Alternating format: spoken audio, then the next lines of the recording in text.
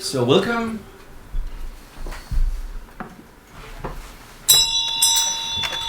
This beautiful evening with Ross Jackson. We are very honored to have you here, Ross. He will tell about his inner powerful journey in India. And first time I read your book, it was really mind-blowing and it gave me so many insights. So we look forward to hear your story, and please give him a big hand.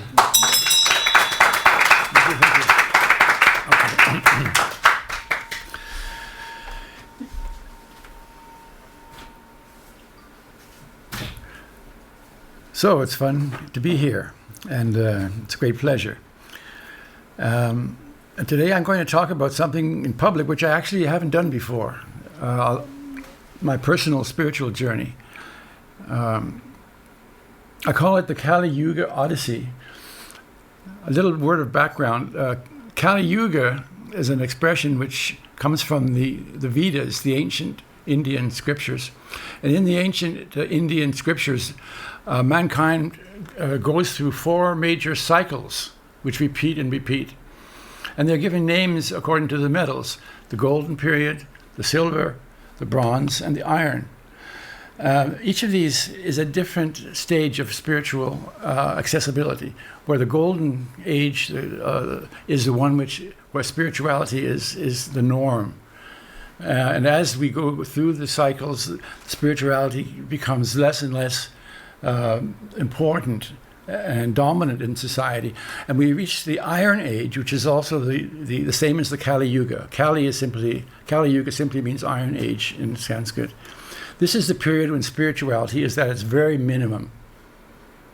When the civilization is putting its weight upon the materialistic things. And this is exactly the period that we are in now. There's some question in the Vedas as to the length of these various eras, but there are some indications that the Kali Yuga period is coming to an end very soon, and that it's probably lasted for 5,000 years. And at the end of the Kali Yuga, or the Iron period, comes a new golden age. And this is a thing I'll come back to a bit later. Now, I just mentioned that this book is also available in a Danish version called Kali Yuga Odyssey. It was written published about 4 or 5 years later than the English version, and therefore it has a couple of extra chapters of things that happened between 2000 and 2005. My journey is a bit special in some ways, and one of the ways is that my starting point was as a scientist and as a businessman. I had absolutely no interest in spirituality as a young person. I was brought up in a Protestant Christian society where my mother was actually quite a religious person and active in the church in Canada where I lived. But I was not encouraged, I was not very enthusiastic about the idea of actually joining the church. In fact, I rejected the church when I was 13 years old at my confirmation. I didn't wish to be confirmed because I found it difficulty accepting some of the concepts like the virgin birth and the rising of the flesh from the grave and that sort of thing. I just said that intuitively this is wrong. But I accepted the teachings of the church, and Jesus was a great role model in my opinion. So as I progressed to becoming a young man and getting my education, I had the attitude, which is very prevalent today among many young people, that what really counts in this world is being a success, making the most out of your abilities, getting a good education, getting having a good family life, finding a good partner, and having children, and earning a lot of money. And this was the ideal of young people in those days, at least the ones I knew, and it's the ideal today, perhaps even more so. So as I grew up, as I say, spirituality was not something which interested me. However, there were a few things which gnawed at my conscience once in a while, and this was what I would call paranormal phenomenon. I mean, I have read occasionally books about these strange phenomena. People were clairvoyant. Some people could claim they could move objects with their thoughts.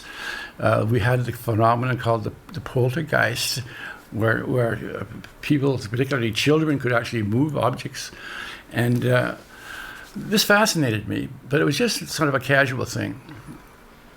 But then the first major thing which started to shift my thinking came when I was still in my 30s. And I heard about this gentleman called Stanislav Grof. I think it was in 1978, roughly, that I first heard him. He had written this book called The Realms of the Unconscious, which Hilda actually was reading. And I got a hold of the book from her at one point, and what fascinated me most of all was this fellow, who was a psychiatrist from Czechoslovakia, who had emigrated to the United States in the 60s, was working for many years with LSD on terminally ill patients. But he had also begun to work with non-drug techniques, with breathing techniques, where he felt you could achieve some of the same results. And the results he was achieving were very, very fascinating for me, in particular, what he called the transpersonal relations, the transpersonal experiences, where some people experienced what it was like to be, let's say, an organ in the body, or an animal, or sometimes they would relive their birth, or even sometimes relive what they called a previous life. And these were, again, for me, fascinating anecdotes, stories that seemed to tie in with what I'd read about the paranormal experiences. And so I was very fascinated by reading that book. And then it turned out he came to Copenhagen in 1980 and held a lecture, and Hilda and I went to that lecture. And during the lecture, he said, he says, I'm holding a 1-week course next week in Norway, and I have a few extra places available if someone is interested. And this was a meeting with about 30 fairly experienced people using his techniques, psychologists and psychiatrists mostly. But nevertheless, Hilda encouraged me to say, okay, maybe this is time for you to actually step out and get more exposure to some of these ideas which you've always been interested in. So I went to that 1-week seminar with Stanislav Grof. And this was my first major experience, personal experience, with about I might call other kinds of consciousness. I don't know how familiar you are with his techniques, but he uses what's called sort of hyperventilation, where people lie down on a mattress to pleasant music and just relax. And usually you have a partner who's sort of massaging you or helping you. And what often happens, apparently, is that after a certain period, people start to get these experiences that he writes about. A very typical one would be to experience your birth. And many people have gone back and described how precisely they could experience what it was like to be born. And many of these stories were, by the way, confirmed by their mother later on as, yes, that's what happened at the time, that sort of thing. So for the first 2 days, nothing at all happened with me. I was just lying there and enjoying myself and thinking, well, this was maybe a waste of time and a waste of money. But then on the third day, something really happened. And I was just lying, listening softly to the music and enjoying myself, and pretty much had given up on having any kind of an experience. Maybe that's when it happens, when you give up, right? And then suddenly, it's hard to describe. It's almost impossible to describe the feeling, but it's like a wave came through me, and somehow my whole body just changed in its feeling. It's as if I had a feeling of tremendous power, an icy cold feeling, a completely clear mental state, and a feeling of tremendous physical strength. A different state of consciousness than I had ever imagined was possible. It was just completely different from anything you would experience in the normal state. And of course, I didn't know what it was happening to me.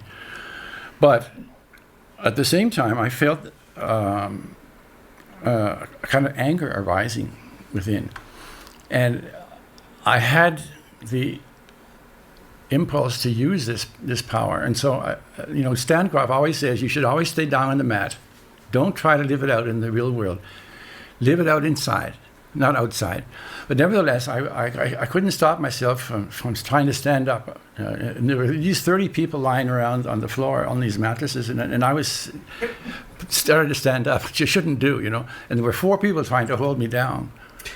And Stan was one of them, and then some of his assistants. But I just stood up there, and I had this feeling I was simply going to destroy this whole place. I was just going to be like a gladiator. This is the feeling I had. I'm going to murder everybody. I said it directly to Stan. I'm going to kill everybody in this room, and I'm going to start with you. That's exactly what I said to him. And I meant it. I felt that this is just incredible. Of course, Stan said, don't think it, don't try to do it in the real world. Go back onto the mat. Stay inside, And this is what he'd been teaching all the time. And I was not listening to him at all. I said, no, I'm afraid it's too late for that. I'm going to do this. And then I had this thought, well, just as a way of demonstration, I'll pick up a mattress and tear it into like Superman, sort of, And so I picked up this mattress and I started to tear it like this. And then nothing happened. I got kind of somewhere in the back part of my brain, something said, disconnect. Something is not right here. And so I sort of came back to the real world and listened to Stan a little more closely. He said, get down on the mat. And so I did. Fortunately, I didn't hit anyone, Actually, later on, when I was apologizing for my behavior, one of the other psychologists said, well, he says, don't worry. He says, we see this happening all the time. And by the way, he said, you wouldn't have gotten very far because Stan Grof is a black master in judo, a black belt in judo. That was a comforting thought. So anyway, I had this, I couldn't understand what had been happening with me. And I talked to Stan afterwards, and I asked him how he would interpret what had happened. And he did not really have, in my opinion, a very good interpretation. My experience did not really compare to anything I'd read in his books. And he couldn't really explain exactly what it was. It doesn't seem to be a birth experience. And I didn't have any other kind of visions about previous lives or anything that the other people sometimes talk about. But he did say to me that he would recommend that I perhaps go to India the following year. He was the chair at that time of something called the International Transpersonal Association, which was a group of thinkers who were, many of them were psychologists and psychiatrists, but also many other people who were on the leading edge of consciousness research and new thinking. And he mentioned that he had a guru of his own called Swami Muktananda, who was going to be present at that conference. And being the chair, he said that he recommended that I come. So I did. And in 1982, February 82, I went to Bombay, attended this conference of I think it was about 2 weeks. And it was an amazing experience for me because, here, I'm a businessman, I'm working in a completely different field than all these other people. Most of whom were psychologists and psychiatrists and brain researchers and all kinds of people who are sort of on the fringe of the scientific world. Even Grof himself is considered to be on the fringe in much of his work. So these were not your mainstream people by any means. But the conference itself was very inspiring because there were so many people who were coming up with new visions. Rupert Sheldrake, for example, was one you may have heard of, who was working a lot with the idea of morphogenetic fields, the way that animals and people also seem to have some kind of a joint consciousness, where if, let's say, one person gets an idea, suddenly that same idea occurs in several other places almost instantaneously. There are many examples of this, and also in science, in scientific history. Well, anyway, one of the speakers at this conference was Swami Muktananda, and he held a fantastic talk where he talked about the way he works. He works, his speciality was giving so-called Shaktipat, which was a way of transferring energy that would stimulate the Kundalini. And I don't know how many of you are familiar with what the Kundalini is, but it's a very, very important part of the esoteric traditions in the East, particularly, an energy which is sort of, they say, is based at the bottom of the spine and which can be awakened. And when it is awakened, it has many, many different effects, very individual, but it can create kinds of visions of different kinds. It can create physical movements. Some people have what they call kriyas, where they start making some kind of strange movements and they can't stop themselves. Other people see various colors or psychedelic visions and so forth. Some people have reincarnation experiences of other lives, and it's in some ways some of the same things that Stan talked about can happen with the Kundalini rising. He also pointed out that it can be very dangerous. And Stan says that also, that even this hyperventilation, breathing to exercise, which he used, can be quite dangerous if it's not done with the supervision of a trained leader who knows what he's doing. We had an example when I was up at this hut, for example, with Stan. There was one woman who had a very traumatic experience of a previous life where she had hung herself, committed suicide.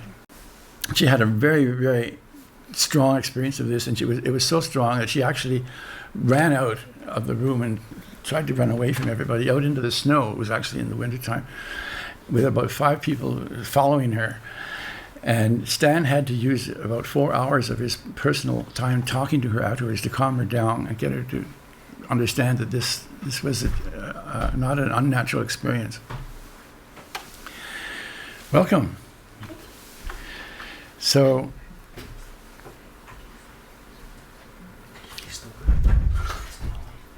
Swami Muktananda talks a lot about his understanding of spirituality, which was very much in the Eastern tradition, and is based on the concept that we are all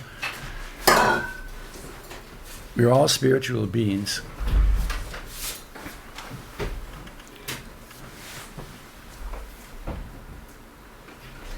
Okay, short pause.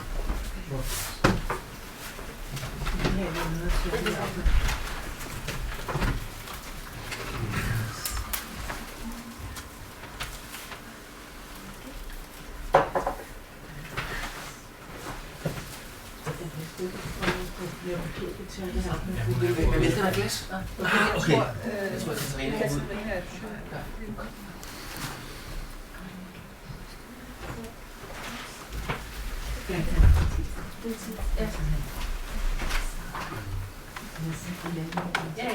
skal træne ud.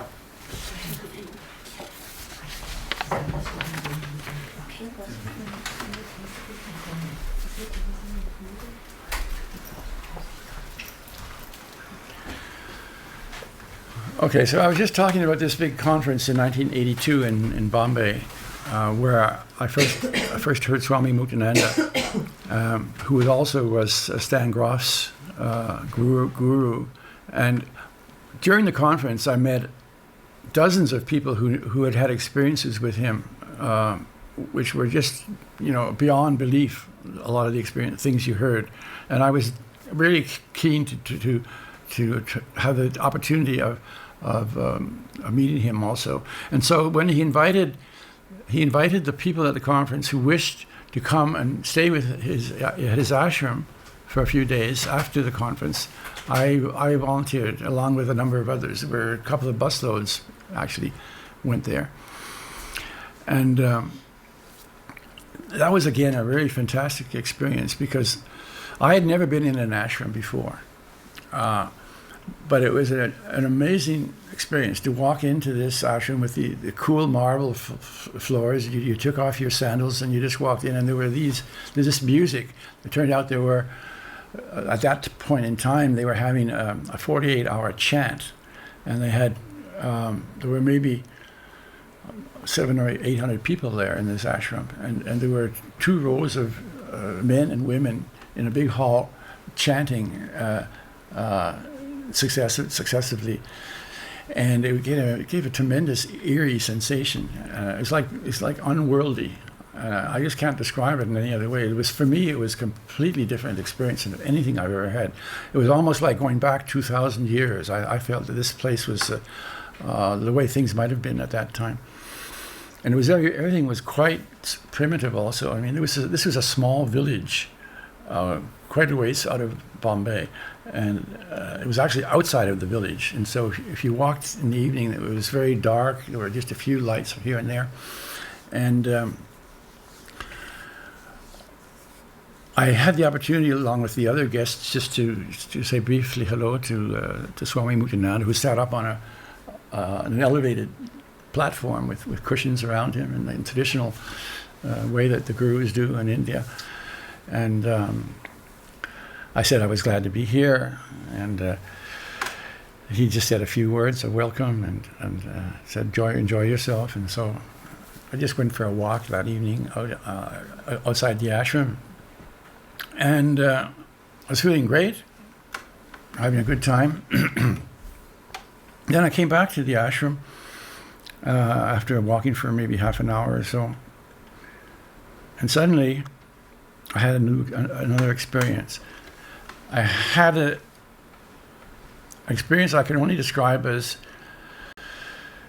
it's like walking through a veil. Once again, just similar to the time with Groth, it was like a wave came through me, like shh, shh, shh, shh, and suddenly I was in a different state again. And it was the same feeling I'd had with Groth. It was the same energy. It was a completely clear brain. What I called it icily cool. I mean, it was just so cool. And my physical body felt completely different and completely natural. And a tremendous sense of power. In fact, I would say what it was a literal awakening. It was an awakening from a dream. And that was exactly what the expression I used in my book to describe it. The feeling was that I had woken up in the middle of a dream. The rest of the people who were walking around struck me as being in a dream state. That they didn't seem to know what they were doing, and they were just sort of, the eyes had no life. They seemed to be all kind of sort of sleepwalking. That was the impression I had, and that I had woken up. And my first thought was, well, there must be someone else who's awake. And I said, okay, everybody, wake up, wake up. Maybe I'm the first one awake, now I wake the others. And they kind of just looked at me like I was, what's going on here, you know? And so after about 2 or 3 minutes of this, it suddenly occurred to me, I better watch out what I do here, because they might just want to put me away somewhere. They think I may be crazy or something. So I said, well, maybe I should just keep a low profile. And so I just had this tremendous feeling, and I walked around in the ashram, and I wasn't even sure if anybody could see me. I mean, I asked somebody what the time was just to see if they could. I felt like I was in a different world entirely. Now, I might just mention in this connection that I've never taken drugs, neither before that time or after that time. So it had nothing to do with that. In fact, one of the thoughts I had later was that the kind of experience that I was having there may very well be what the people who are taking drugs are looking for. In other words, they're trying to get in touch with that spirituality. And somehow we all know what it's like to be in that state, because we've probably been there at different times and different levels of our consciousness, but never here in the physical world. So it's something that we may be trying to achieve by artificial means. But in any case, I had this tremendous consciousness, and I was walking around and enjoying myself, and I couldn't sleep that night. There was just too many thoughts going through my mind. What's this happening to me? What's this all about? And so on.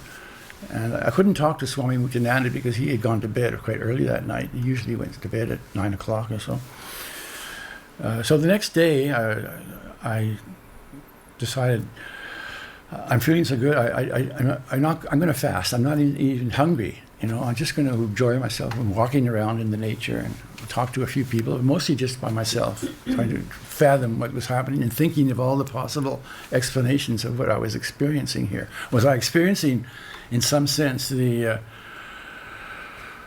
some way that of the future, or was I experiencing something that was far in the past? Or was I experiencing something which was a Kundalini experience?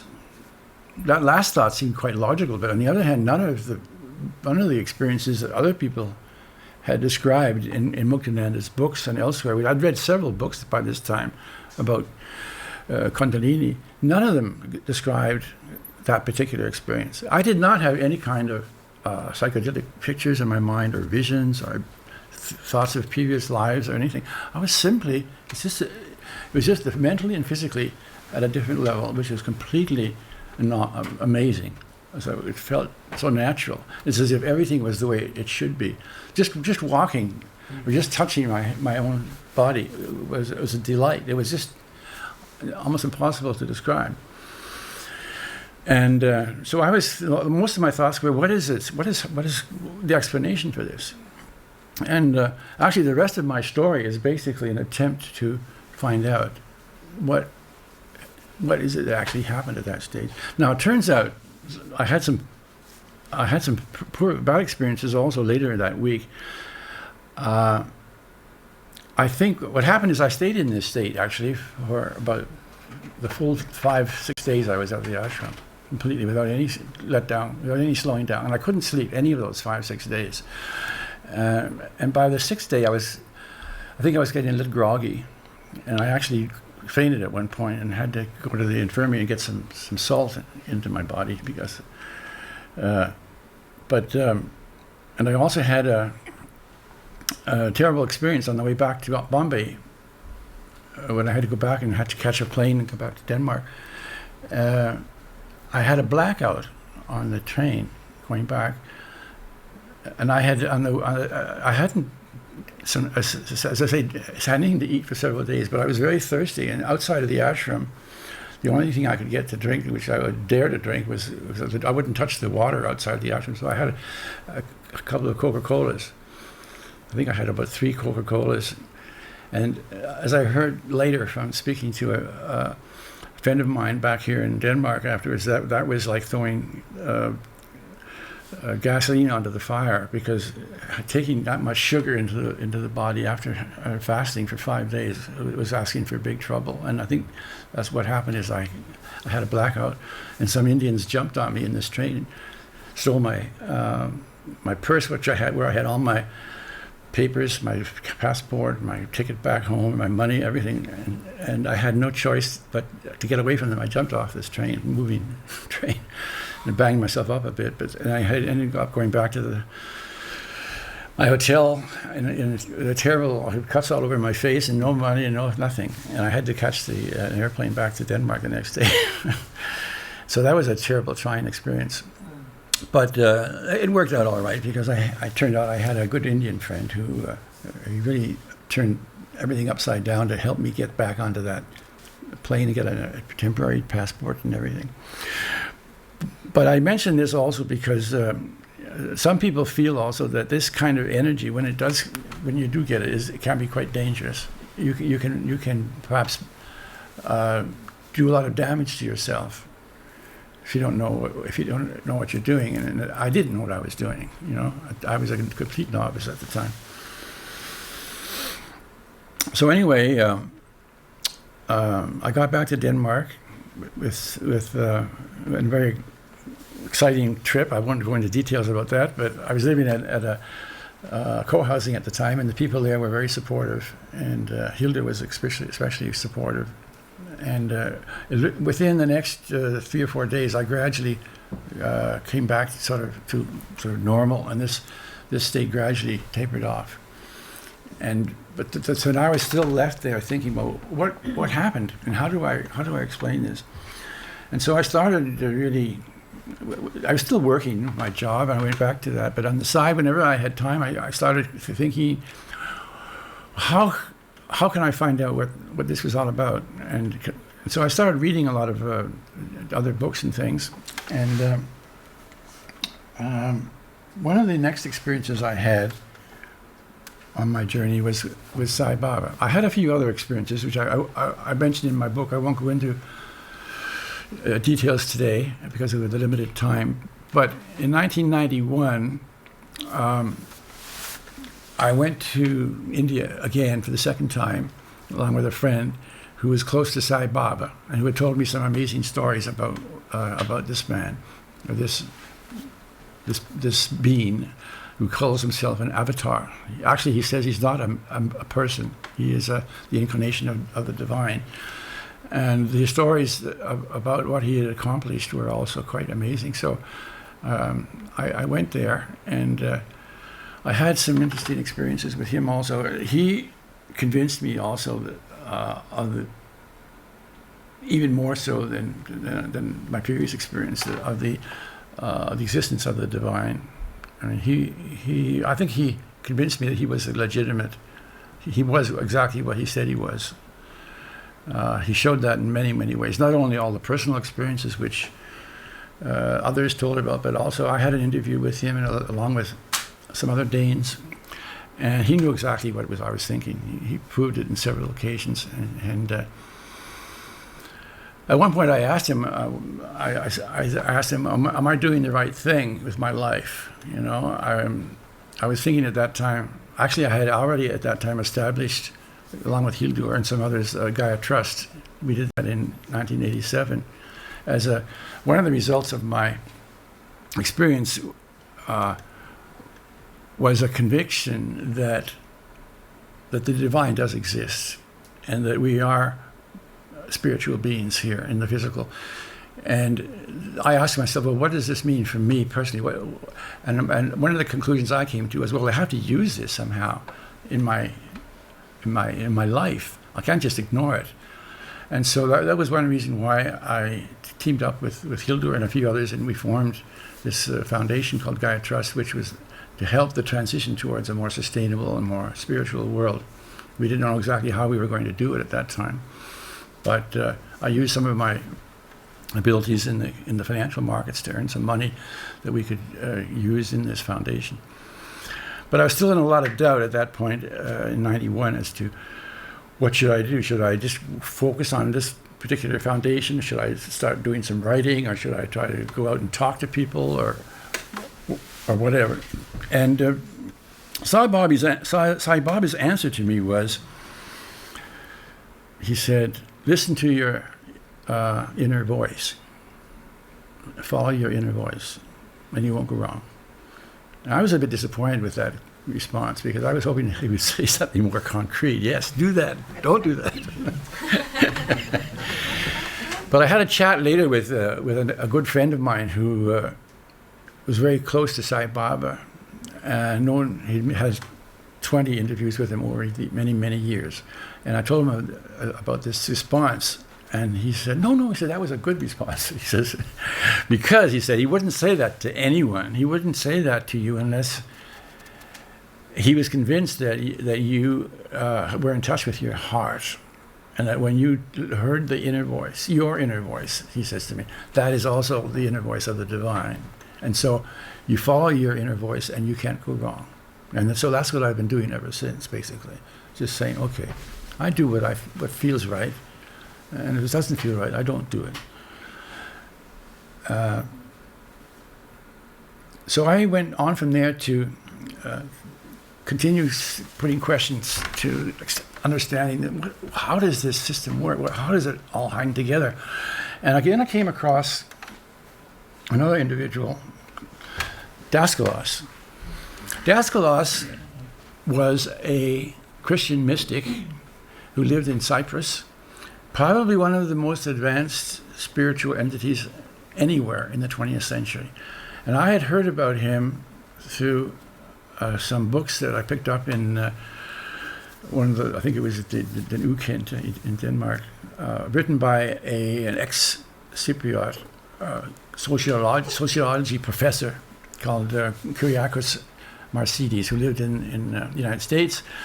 And he spent about 6 years going back to Cyprus and working with Daskalos and his friends to understand what's happening with this man. Now, this man was quite phenomenal because he not only could understand all the various spiritual dimensions, but he could experience them. He had what would be called the ability to operate in all the different planes, not only the physical, but also the psychic or astral plane and the mental plane. And he had proven this through many experiences with his people. And this was written by Marsidis in these 3 books. One of them was called The Magus of Strophilis. I don't know how many of you have heard of this book. Strophilis is a suburb of Nicosia where he lived. And the interesting thing about Daskalos is, well, he's a very modest man, first of all, but he's also a very scientific man. He has a PhD in mathematics, among other things. And so when he describes the way the spiritual world works, it's very, very precise. And I'm going to just tell you a few of the things about what I call Daskalos' world. These are some of the things which he talks about as the way that things actually work. And one of the important concepts, of course, is reincarnation. Now, reincarnation, the idea that we come back many times and live many different lives in the physical world, is a basic belief in most of the major world religions. Certainly in the Eastern religions like Hinduism, Buddhism. But interestingly, also in Christianity. And one of the things I discovered by doing a little research was that reincarnation was also part of Christianity for the first 5 centuries, and very much in the time of Jesus also.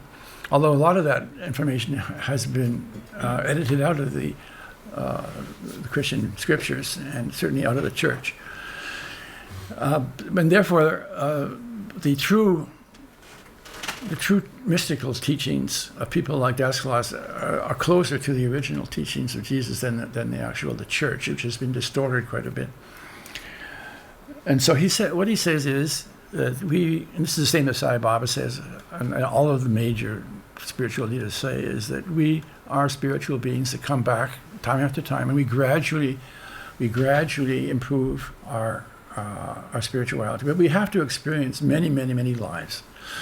Daskalos, he put it this way. He said he can see when he looks at a person how far their spiritual development has come. And he said, what we have, all of us, we have in us he calls it 3 different bodies: a physical, a psychic, and a mental. And each of those has a double, etheric double, he calls it, where the chakras are located. This is his model.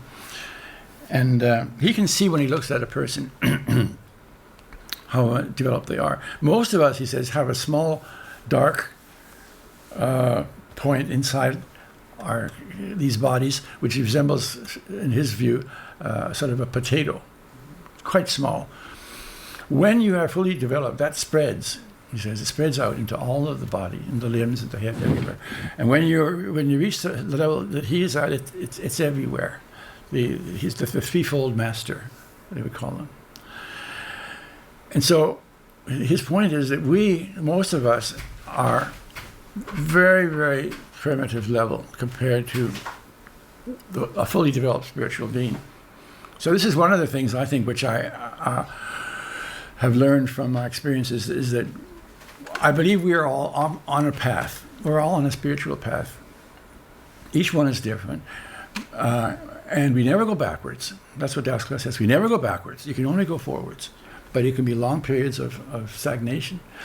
And as we go forward, we gradually get more experience. We develop our abilities to operate beyond the physical into the astral and eventually in the mental. But we have a long, long way to go. You know, we're in a very early stages of that evolution. You can see that from the few who have gone much beyond this having a little potato inside. And so, interpreting my experience in terms of what he said, it would seem to me that somehow, for some reason, I was given a glimpse of what it's like to have the potato expand, let's say, to the whole body and to the brain and so on. I don't know why I was shown that. Maybe it has something to do with Muktananda. Maybe it has something to do with my own previous lives. That somehow or other, it was easier for me to go through that because I'd been there before. I don't know. I never found out. But my best understanding is that we are all on that path. And what I experience is probably a taste of what it's going to be like. And if that's true, all I can say is it's fantastic. You know, I mean, if we could all get into that state, it would be such a different world.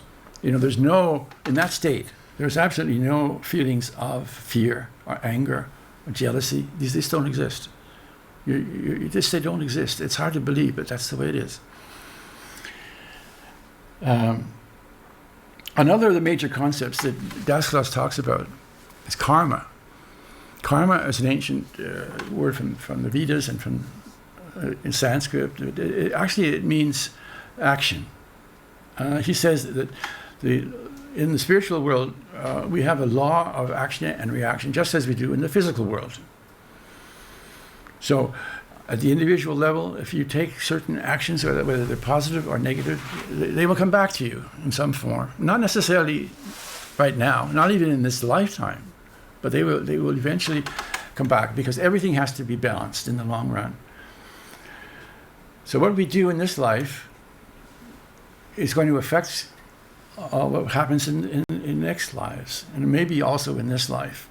But that's the idea of karma. It is not necessarily something which is inevitable in the sense. Some people have misunderstood it in the sense that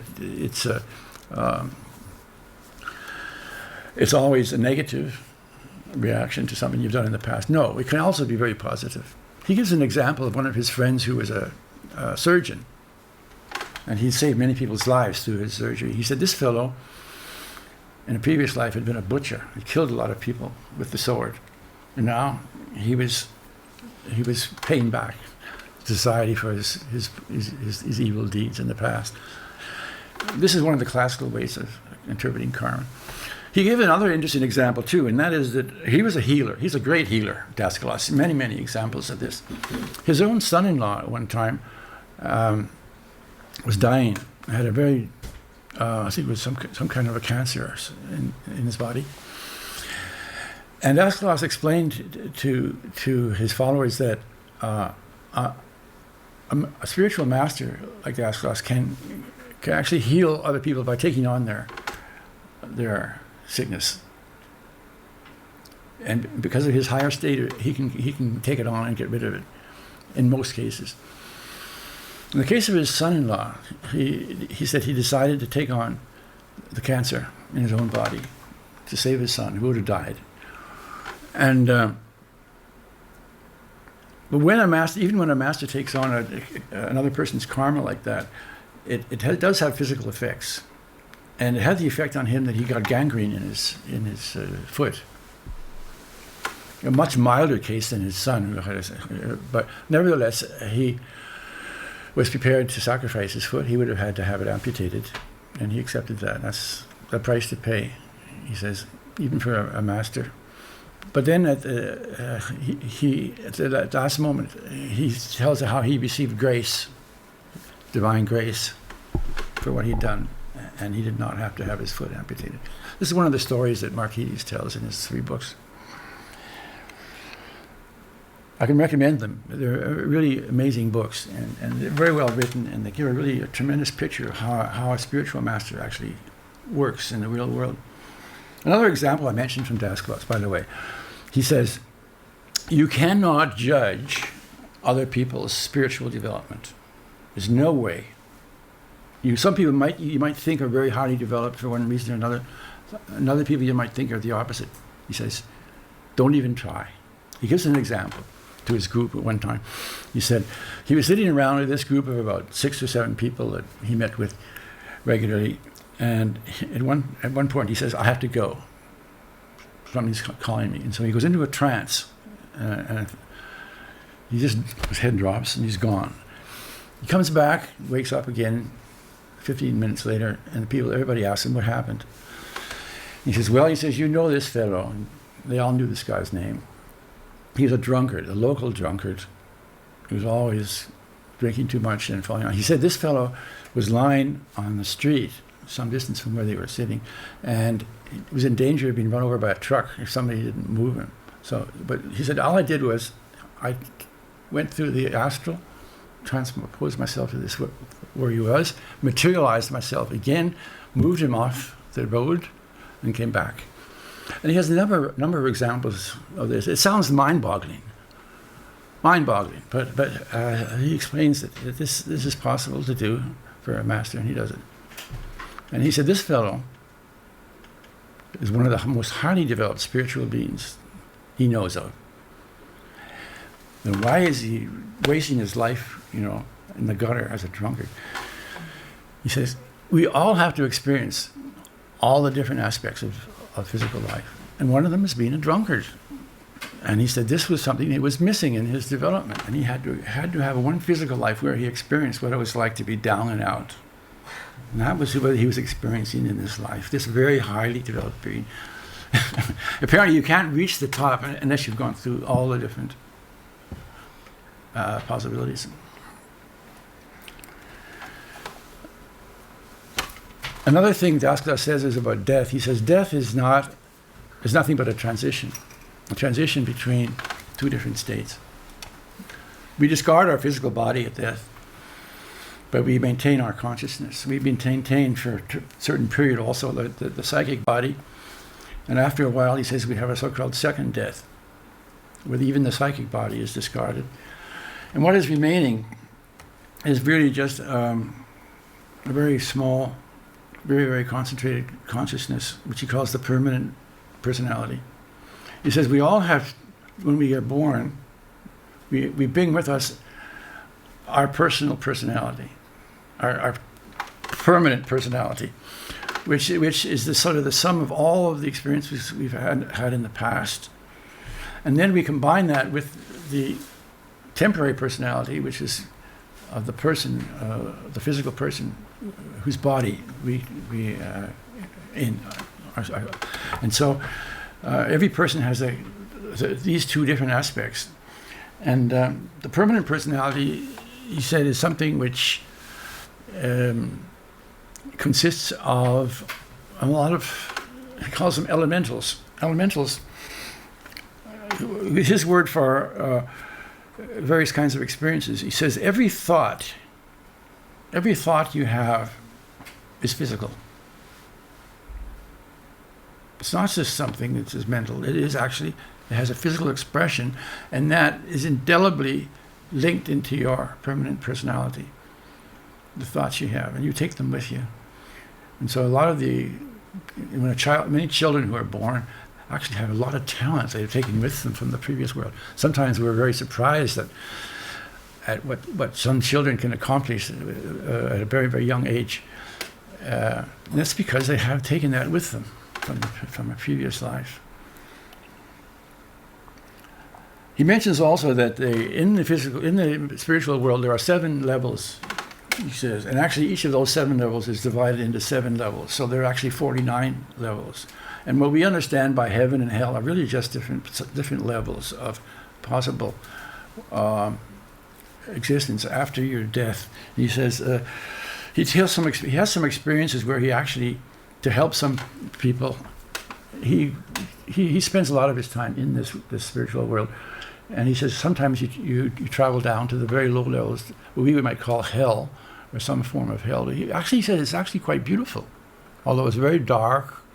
It's at the same time, he says, actually in its own way, it is a beautiful place, and helping people to gradually improve their state. He says we all work our way up, just like the Jacob's ladder in the Bible.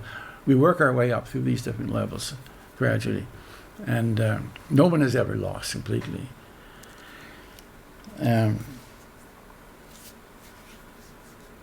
And And so one of his interpretations of physical life is that he says basically what we are as physical beings is we are observation posts of the divine. The Creator has created this universe, or there's many, many universes possibly, we don't really know, in order to experience. Because after all, if you imagine a creator who has total ability to do whatever he wants, it might be a little bit boring. So apparently he created these universes in order to put certain limits upon his mental abilities and physical abilities, and so in order to experience. So the only way you can actually experience things is if you have some limits put upon you. So we are all sort of observation posts where the divine uses us to make observations as to what it's like in different experiences, different lives, and so forth. Interesting observation, yeah. Now, I'm going to have to start rounding off pretty soon, so I just want to say a few more words about the source of much of what I believe in today. It comes from the ancient Indian scriptures called the Vedas. The Vedas are said to be sourced by the divine, not written by any human, but by the divine. And they go way, way, way back. For many, many centuries, they were passed on by mouth to mouth. They were never written down. They were first written down almost 3,000 years ago for the first time.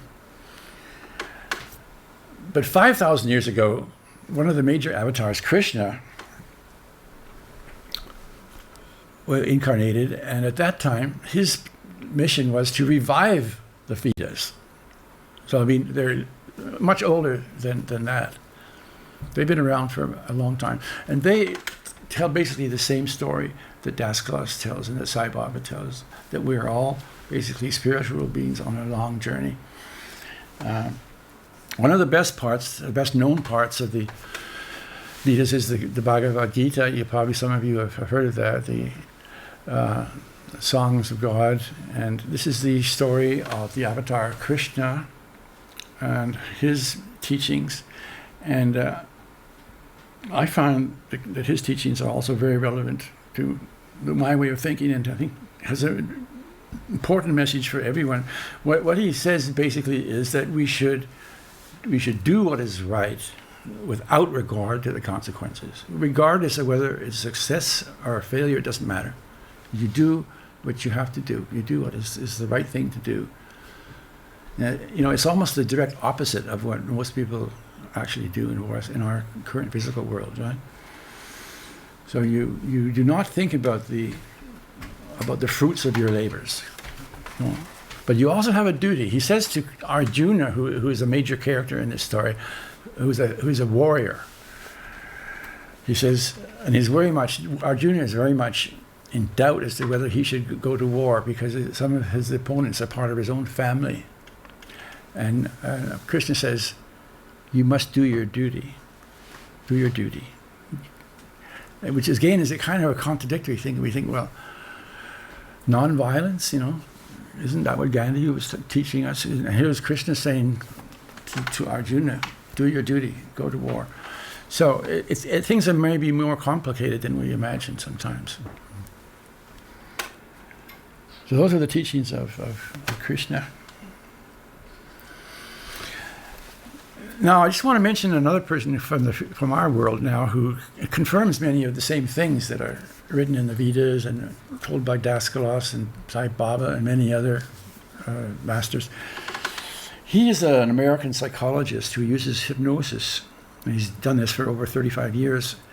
And his particular approach is to hypnotize people back to the time of their birth and then beyond. So he puts them back into what turns out to be a previous life. But he doesn't stop with that. He always asks them to go forward in that previous life to the time where they actually die. And then he says, what happens then?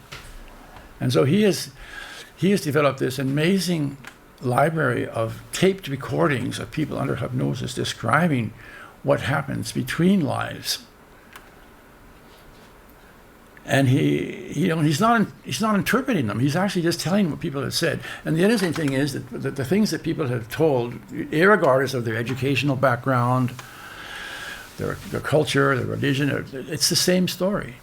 And the story is very much that this non-physical world is every bit as complex and nuanced as our physical world, and that there are many, many different things to do, and people are not just simply not in the physical, but they are. One thing that they tell is that at the soul level, we often operate in groups who often incarnate together. And this is something which we also hear about occasionally from various people, that they have experienced this idea also. But he says, yes, that's the way it happens. That typically the same soul group reincarnates many, many times.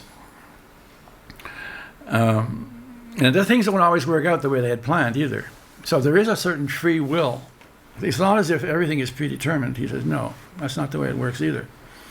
You have the ability to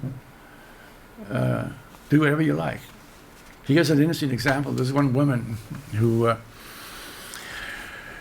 was under hypnosis and described how before she came down to the earth, she had a pact with a colleague, a man, that they would spend this physical life together. But what happened was he was kind of a sort of a daredevil type. You know, he tried all kinds of extreme sports and jumbo jumping off the cliffs and skydiving and whatever you could mention. He was out doing it, and he ended up dying in an accident due to his daredevil activities. And she was really annoyed by this. He said, we had a deal, you know. And so she says, he describes the fact that even though we're in the physical, part of our personality is always in the astral also. And so she actually, her other part of her, which was not in the physical, was in touch with him, and it was telling how disappointed she was in his behavior and so on. And so they actually had this contact at both levels. But the interesting point I thought was that we have free will, and maybe even though we maybe have incarnated with a particular idea or a particular plan, things can go awry. Things can go wrong. They can be a lot worse. They might even become better, than you had planned. But it's not predetermined. It's not predetermined. And you don't always end up with the partner that you thought you were going to be with either. There are also examples of that. But he has written these two books. One's called The Journey of Souls, and the other is called The Destiny of Souls, and I can recommend them both if you're interested in getting sort of a first-hand impression of what some people have said under hypnosis, where they have no influence over what they're saying. And so it's very credible in that way. And it all fits together. I mean, it ties very well in with what we know from people like Daskalos and Sai Baba, and also from what we know from people who have had near-death experiences, who describe very similar kinds of things happening to them. So just to round off, I still have this question. I still haven't got a total answer as to what actually happened to me in India that time with Muktananda. But of all the literature I've studied, there's only one place I came across anywhere anything that resembled my experience. And this was I call it a hair-raising similarity. This was by a man by the name of Ken Carey, you may have heard of. He's not a well-known writer, but he has written 4 or 5 books which he claims are channeled to him by some source on the other side, where he describes a lot about the way things actually work in the physical and non-physical worlds. And he describes how, or his source describes how, that we are moving into a new kind of energy in the galaxy. The Earth is moving gradually, and this new energy is going to shake us up, a higher level of vibration.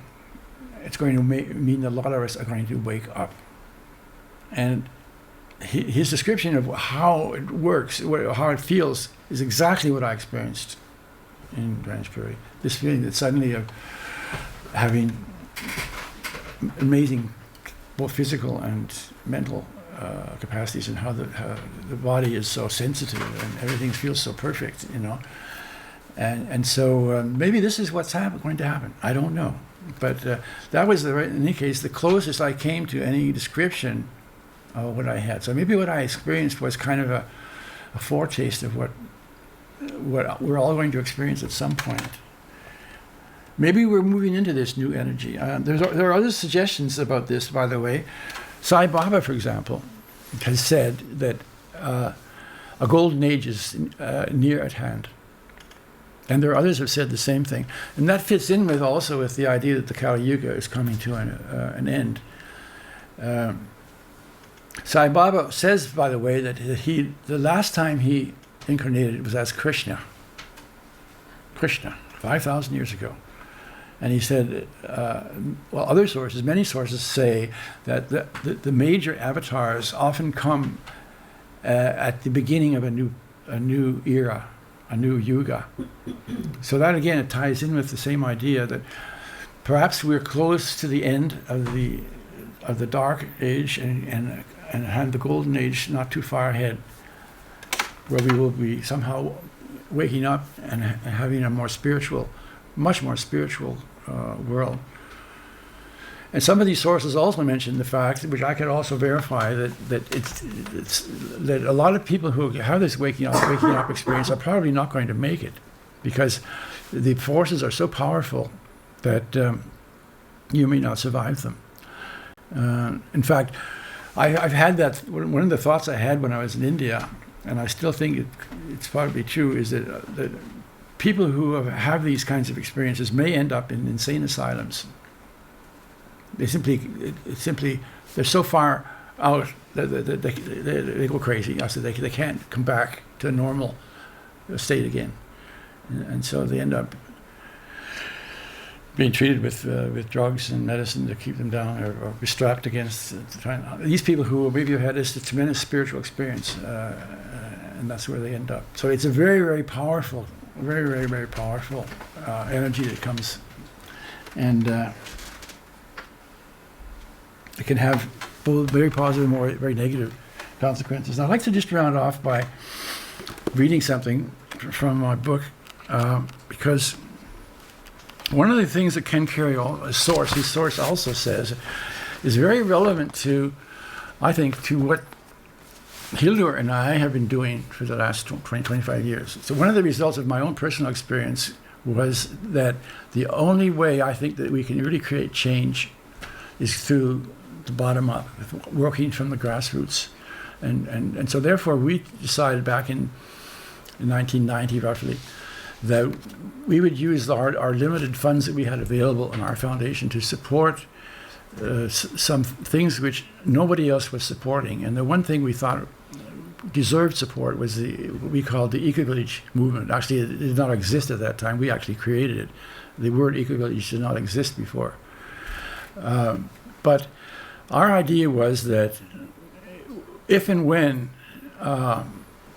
this transition is going to occur, it's going to be necessary for some very, very radical changes in civilization.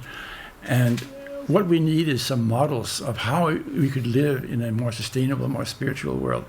And so therefore we supported these eco-villages around the world, because they seem to be the best chance of being sort of models for the future that could be built upon. And so I'd just like to read this quote from Ken Carey's book that he got from his source, and he calls it Islands of the Future. He says, "As you reorient to the new way of being in the world, you will be drawn to centers where the vibrational atmosphere is more conducive to a healthy state of function. These centers will represent the focal points around which the organs of planetary being will form. They will be, in a sense, islands of the future in a sea of the past. These will be the beachheads secured by approaching forces, the points of entry through which the healing energies of transformation will be channeled. All of these centers will work together to prepare the human species for its collective awakening. Many such places exist at this time. Many more will arise during the remaining decades of the transitional period. By the time the next generation reaches maturity, there will be a widespread network of these islands. It will be commonplace by this time for individuals to pass the whole of their existence within a framework of these communities. So that was very interesting. So that gives me the feeling that we've been doing something right, Hildur. Okay? Well, thanks very much.